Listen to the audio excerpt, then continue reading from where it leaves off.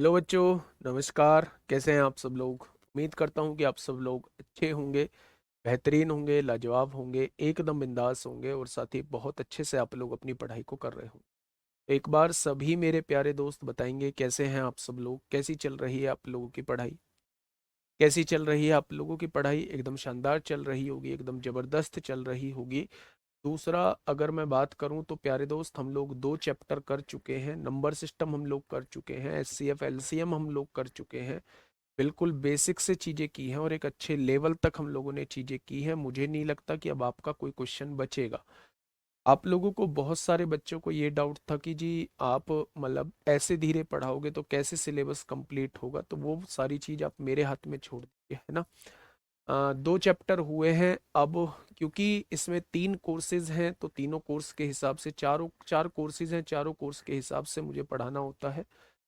जहां अगर मैं बात करूं S C F L C M में, ए डब्ल्यू और टीपीओ में क्वेश्चंस देखने को नहीं मिले थे, आज एक ऐसे चैप्टर की शुरुआत हम लोग करने जा रहे हैं जहां से हर एग्जाम में क्वेश्चन पूछा गया है। चाहे वो आप लोगों का दिल्ली पुलिस कांस्टेबल हो, चाहे वो आप लोगों का हेड कांस्टेबल मिनिस्ट्रियल हो, चाहे वो आप लोगों का ड्राइवर हो, चाहे वो आप लोगों का ए डब्ल्यू ओ टीपीओ, हर एग्जाम में बच्चे यहाँ से क्वेश्चन पूछा गया है। तो एक बार हेडिंग बनाएंगे सभी साथी मेरे, हेडिंग बनाएंगे सभी साथी मेरे, कि आज हम लोग जो स्टार्ट करने जा रहे हैं वो रेशो एंड प्रोपोर्शन स्टार्ट करने जा रहे हैं। रेशो एंड प्रोपोर्शन स्टार्ट करने जा रहे हैं।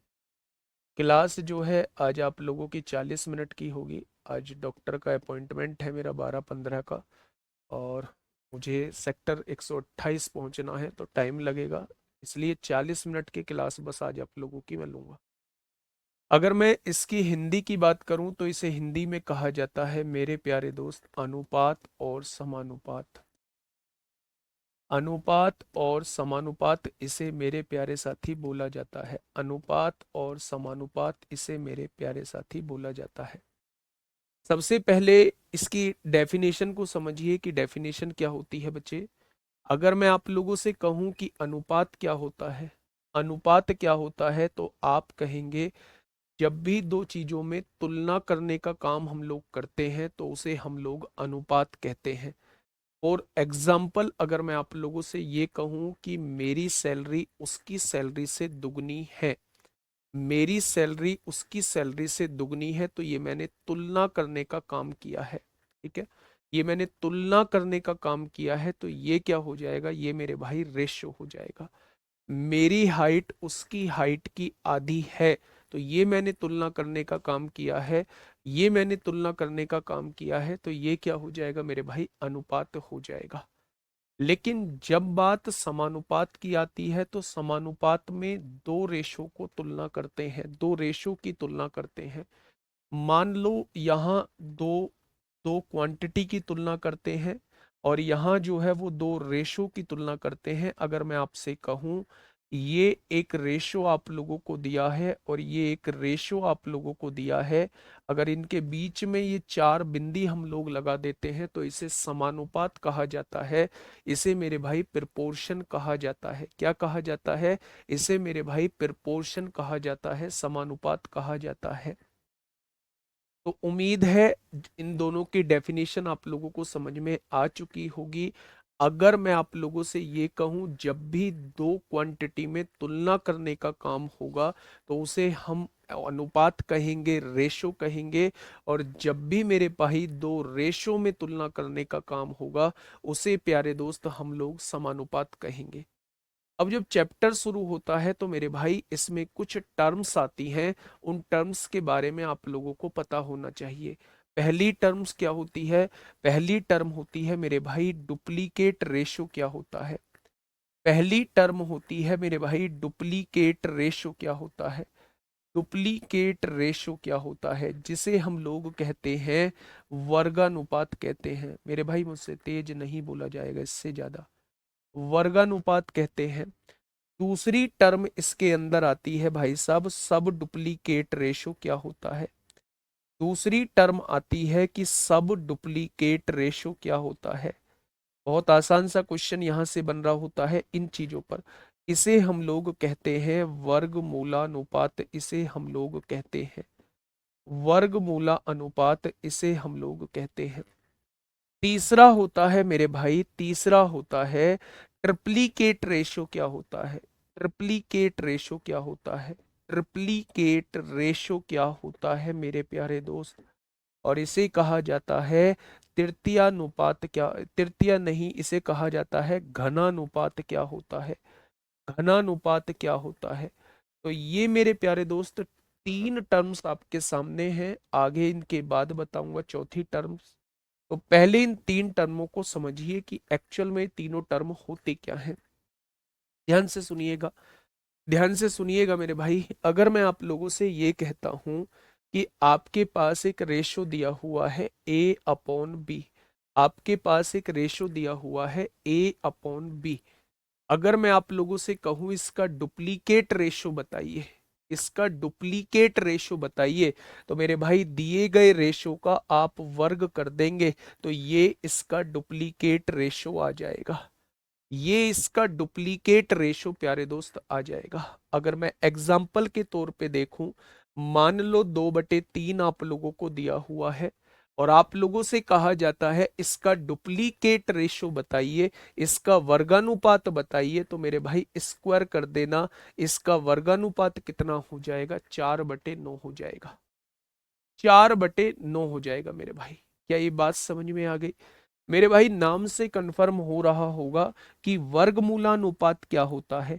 वर्गमूलानुपात मतलब एक रेशो आप लोगों को दिया होगा, एक रेशो आप लोगों को दिया होगा, और अगर उसका अंडर रूट आप लोग निकाल देते हैं तो ये उसका वर्गानुपात हो जाएगा, ये उसका वर्गानुपात हो जाएगा। जैसे मेरे प्यारे दोस्त, अगर मैं एग्जाम्पल के तौर पे बात करता हूं, आपके सामने 16/25 दिया हुआ है, आपके सामने 16/25 दिया हुआ है, और मैंने आपसे पूछा इसका सब डुप्लीकेट रेशो बताइए, इसका वर्गमूला अनुपात बताइए। तो आप क्या करेंगे? दिए गए रेशो का वर्गमूल निकाल देंगे, तो आप कहेंगे इसका वर्गमूला अनुपात जो होगा वो 4/5 हो जाएगा। ठीक है। अगर आपसे डुप्लीकेट रेशो पूछा जाता है तो वो स्क्वायर होता है। अगर आपसे सब डुप्लीकेट रेशो पूछा जाता है तो वो दिए गए रेशो का अंडर रूट यानी कि स्क्वायर रूट होता है। ठीक है।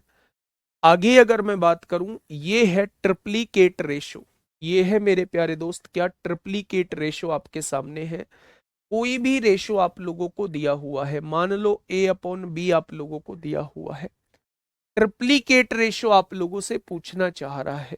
ट्रिप्लीकेट रेशो का मतलब होता है दिए गए रेशो का अगर आप क्यूब कर दोगे तो वो इसका ट्रिप्लीकेट रेशो बन जाएगा, वो इसका ट्रिप्लीकेट रेशो बन जाएगा। अगर एग्जाम्पल की तरफ मैं लेके चलूं तो मेरे प्यारे दोस्त, अगर आपके सामने 2/3 दिया हुआ है और इसका ट्रिप्लीकेट रेशो आपसे पूछा है, तो मेरे भाई 2/3 का क्यूब कर देंगे तो ये क्या हो जाएगा? 8/27 हो जाएगा।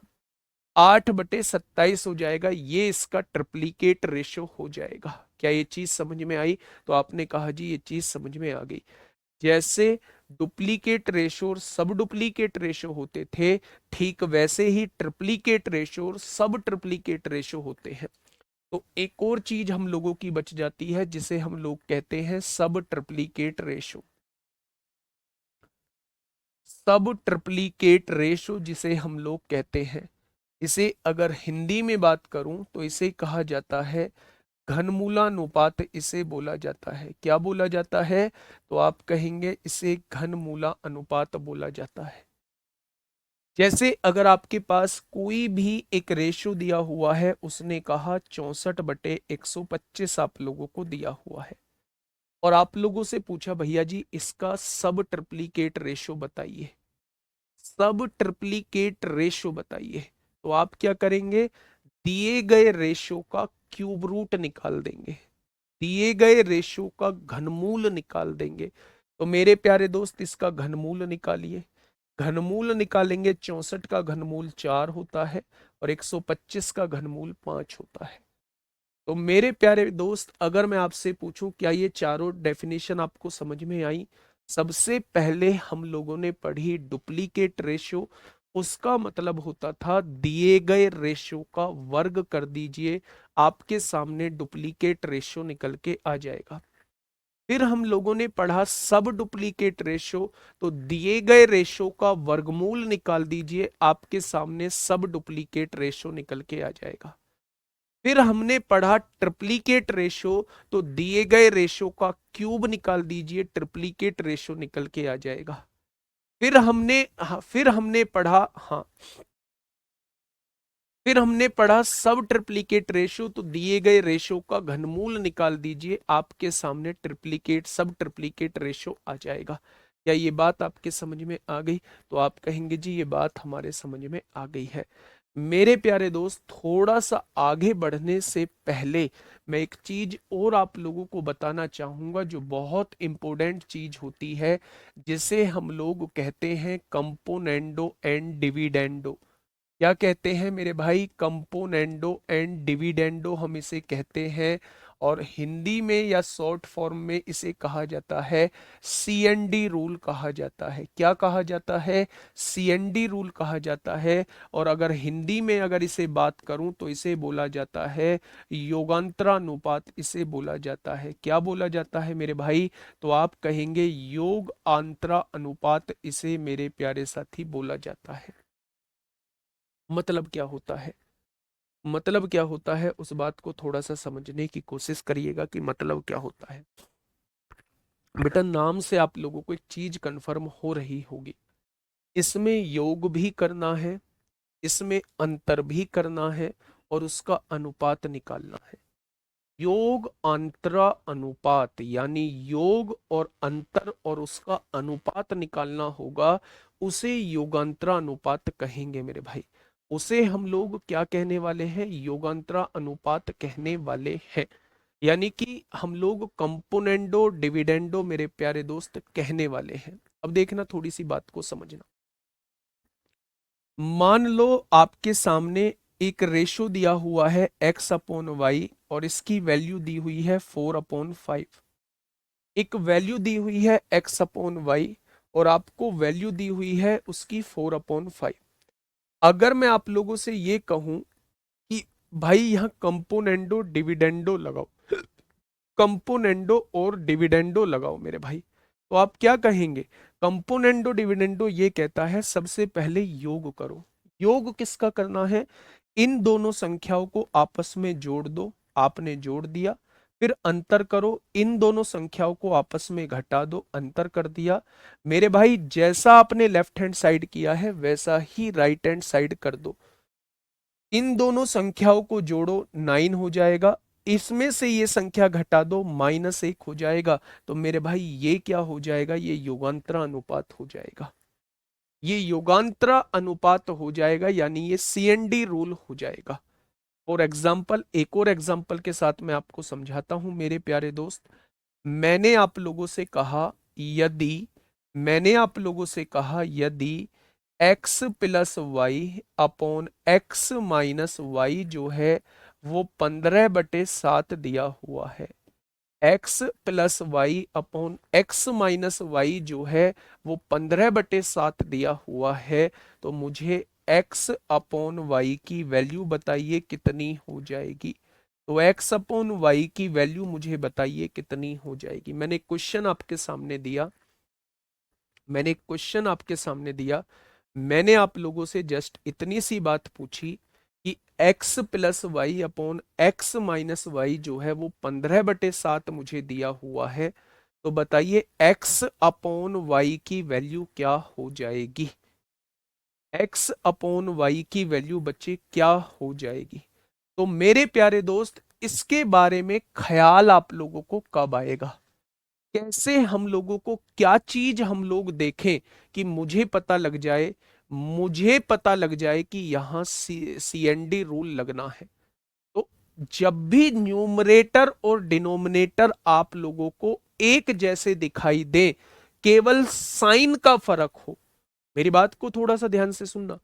जब भी आप लोगों को अंश और हर समान दिखाई दे, केवल साइन का फर्क हो, चिन्ह का फर्क हो, जब भी न्यूमरेटर और डिनोमिनेटर समान दिखाई दे, केवल साइन का फर्क हो, तो समझ जाना कि वहां सीएनडी रूल लग सकता है।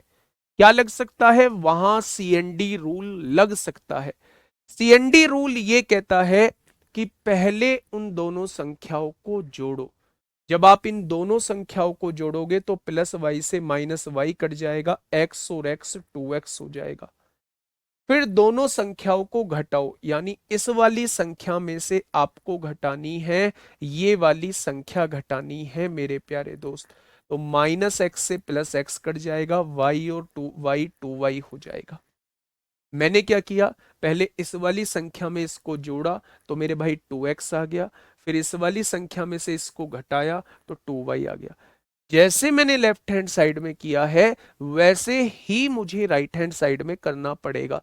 तो मेरे भाई लेफ्ट राइट हैंड साइड में पहले इसको जोड़िए, 15 और 7 22 हो जाएगा, फिर इसको घटाइए, 15 में से 7 जाएगा, 8 बच जाएगा। तो यहाँ x और y का रेशो क्या बन जाएगा, x और y का रेशो 11/4 हो जाएगा। x और y का रेशो क्या बन जाएगा, 11/4 हो जाएगा। क्या ये चीज आपके समझ में आ गई? बोलिए, क्या ये चीज आप लोगों के समझ में आ गई मेरे प्यारे दोस्त? तो आप कहेंगे जी ये चीज हम लोगों के समझ में आ चुकी है। बोलो फटाफट बताइए। क्या कंपोनेंडो डिविडेंडो पे अगर एक और एग्जांपल दूं तो क्या कर पाएंगे? आपने कहा जी दे दो एग्जांपल। मैंने कहा यदि, मैंने एक और एग्जांपल दिया आप लोगों को, यदि a+b/a-b जो है आप लोगों को 4/5 दिया हुआ है, 5/4 दिया हुआ है, a+b/a-b जो है वो 5/4 आप लोगों को दिया हुआ है, तो तो आप मुझे a² अपॉन b² की वैल्यू बताइए कितनी होगी। a² अपॉन b² की वैल्यू बताइए कितनी होगी, बताइए।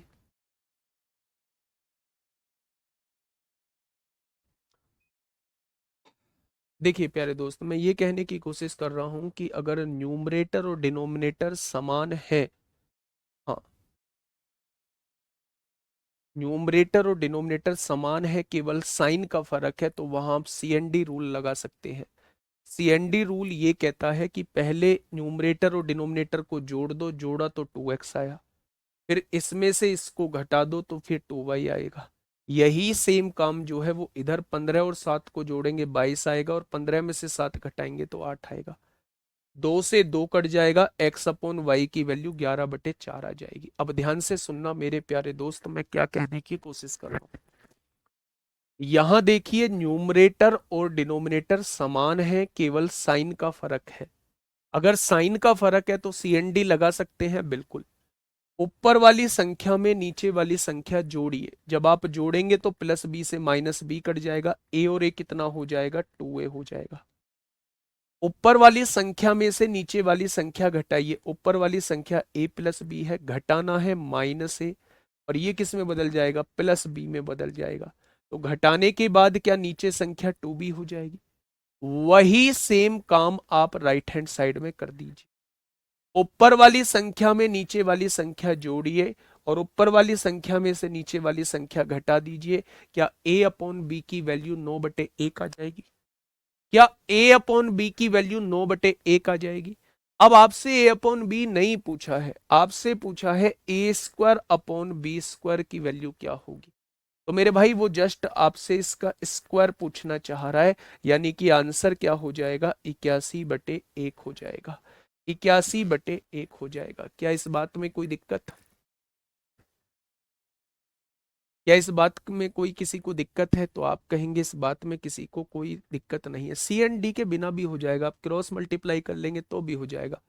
लेकिन मैं सी एन डी का इम्प्लीमेंटेशन बता रहा हूं कि सी एन डी का यूज कहां कर सकते हैं।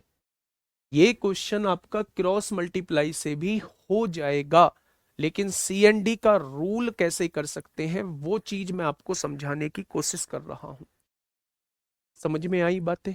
बहुत बढ़िया, बहुत शानदार, बहुत लाजवाब। अब आइए मेरे प्यारे दोस्त, आगे की तरफ आइए। ठीक है, पहले टाइप के क्वेश्चंस की तरफ आपको लेके जा रहा हूं। पहले टाइप के क्वेश्चंस, हाँ।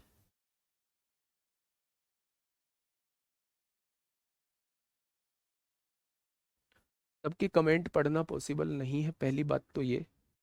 दूसरी बात ये कि मेरे भाई, अगर वास्तव में इन चारों एग्जामों में सिलेक्शन लेना चाहते हो, चारों एग्जामों में सिलेक्शन लेना चाहते हो, थोड़ा सा मेहनत करनी सीख लो, वरना दुनिया के किसी भी टीचर से जाके पढ़ लेना, चीजें समझ में नहीं आएंगी। हमेशा सिलेक्शन अपनी मेहनत से होता है। केवल सामने खड़ा हुआ टीचर गाइड कर सकता है, केवल सामने खड़ा हुआ टीचर समझा सकता है कि आपको चीजें ऐसे करनी है।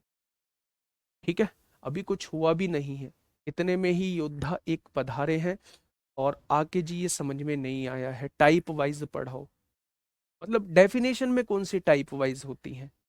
डेफिनेशन कौन सी टाइप होती है भाई?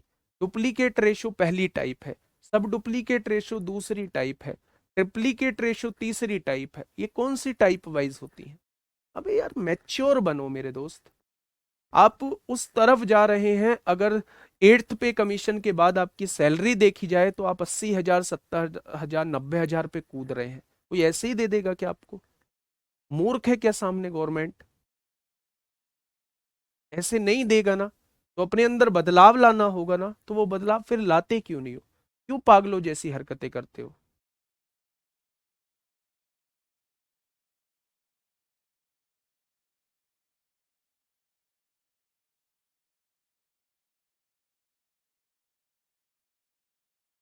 देखिए, ध्यान से सुनिएगा, मेरी बात को समझने की कोशिश करिएगा। मैं पहले टाइप के क्वेश्चन की तरफ आप लोगों को लेके चल रहा हूँ। पहले टाइप के क्वेश्चंस कैसे पूछे जाते हैं मेरे भाई? पहले टाइप के क्वेश्चंस पूछने का तरीका क्या होता है, उन क्वेश्चंस को समझने की कोशिश करिएगा। मैं तीन टाइप के क्वेश्चन आप लोगों को बताऊंगा, तीन टाइप के क्वेश्चन आप लोगों को बताऊंगा, उन तीनों टाइप के क्वेश्चन को थोड़ा सा ध्यान से सुनना। मान लो उसने दो चीजों का रेशो दिया हुआ है, A/B जो है उसने 2/3 आप लोगों को दिया हुआ है, और B जो है, B/C जो है उसने 4/5 आपको दिया हुआ है। A/B आप लोगों को 2/3 दिया हुआ है, B/C उसने 4/5 दिया हुआ है। आप लोगों से पूछ लेता है वो ABC का रेशो बताओ, वो तीनों का रेशो पूछ लेता है, वो तीनों का रेशो आप लोगों से पूछ लेता है, भाई साहब तीनों का रेशो बताओ। अब ध्यान से सुनना, अगर उसने तीनों का रेशो पूछा है तो मेरे भाई तीनों का रेशो लिख दीजिए यहां। अगर ए और बी के रेशो की बात करूं तो ए और बी का रेशो कितना है? 2-3 दिया हुआ है। बी और सी के रेशो की बात करूं तो बी और सी का रेशो 4-5 दिया हुआ है। मेरे प्यारे दोस्त, ये जगह खाली है और ये जगह खाली है, हमें इसे पड़ोसी के नियम से करना होगा। मेरे प्यारे भाई, इसका पड़ोसी 3 है तो इस जगह को 3 से भर दो, इसका पड़ोसी 4 है, इस जगह को 4 से भर दो। जब आप भर देंगे तो मेरे भाई इसकी गुणा करेंगे तो ए की वैल्यू 8 आएगी, इसकी गुणा करेंगे तो बी की वैल्यू 12 आएगी, और इसकी गुणा करेंगे तो सी की वैल्यू 15 आएगी।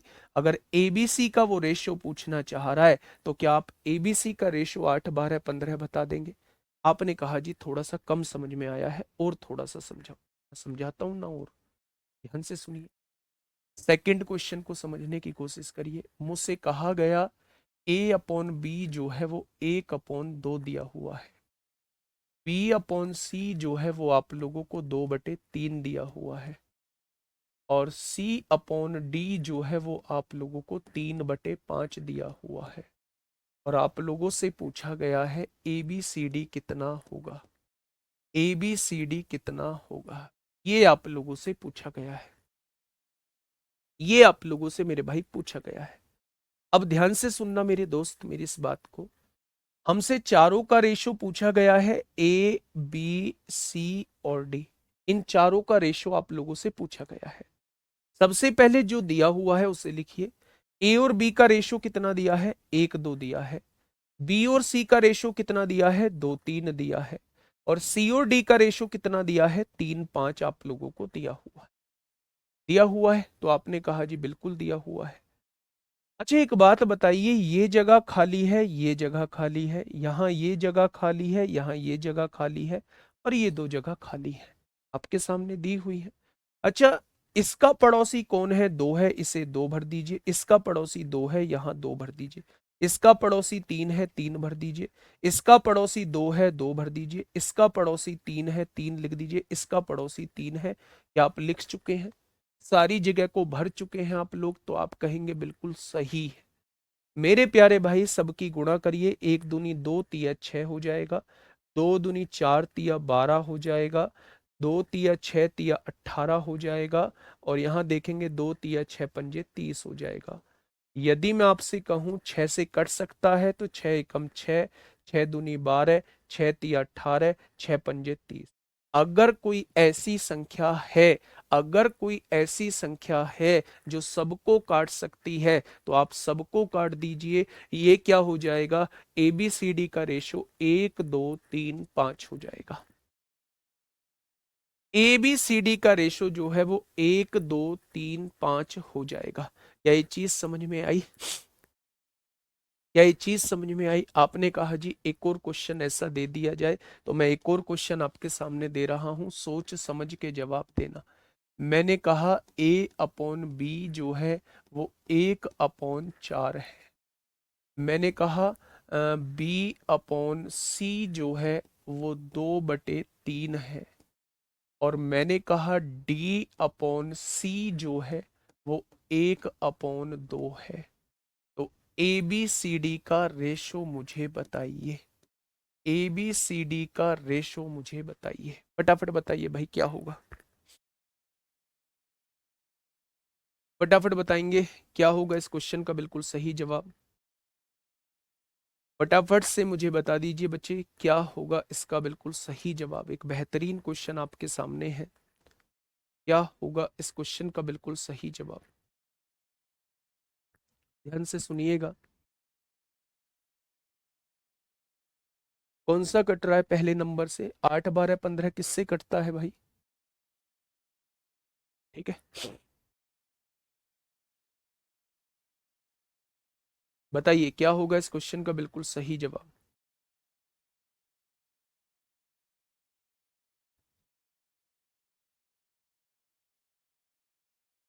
अभी मैं वो ऑप्शन वाला मेथड आपको आगे बताऊंगा कि ऑप्शन से कैसे देखना है। थोड़ा सा वेट कर लीजिए, जब ऑप्शन आपके सामने होंगे वो ऑप्शन वाला मेथड बताऊंगा। अभी तो ये पड़ोसी का मेथड आपको बता रहा हूँ, ठीक है? मेरे प्यारे दोस्त, आपसे ABCD पूछा है।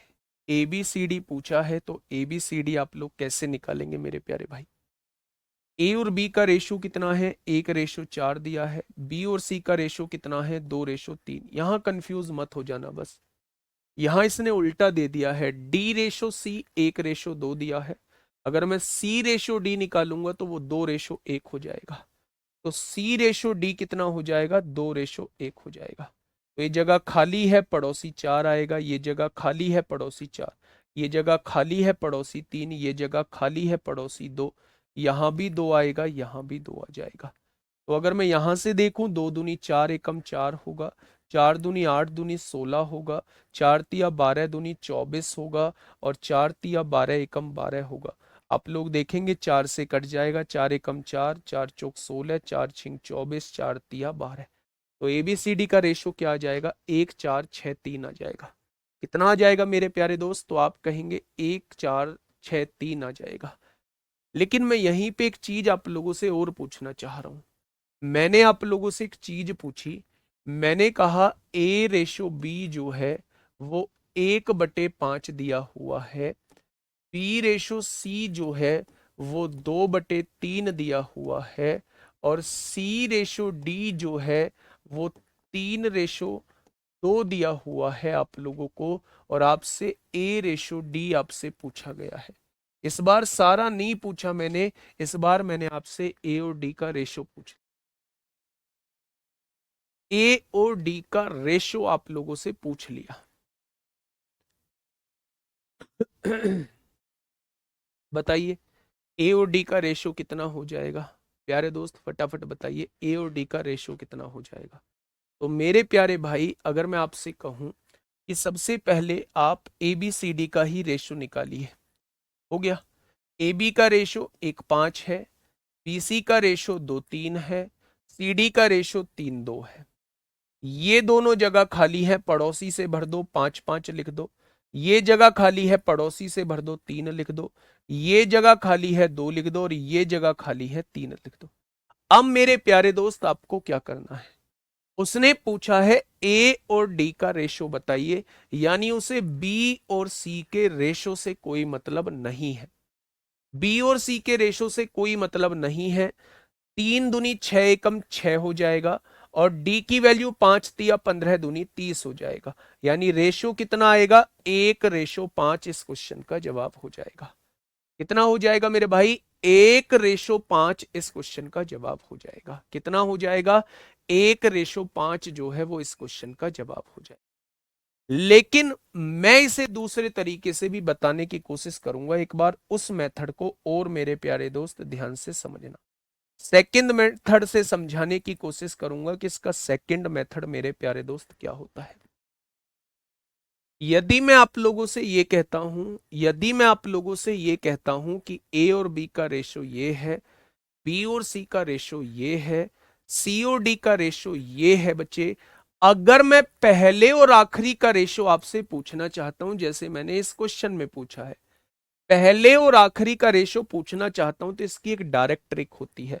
आप पहले को लिखिए, आखिरी को लिखिए।